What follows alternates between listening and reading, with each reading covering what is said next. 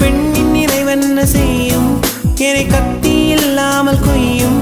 இதில் மீள வழி உள்ளதே இருப்பினும் உள்ளம் விரும்பாது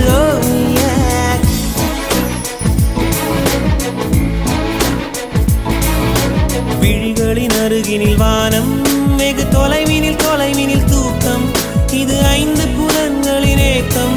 என் முதல் அனுபவம்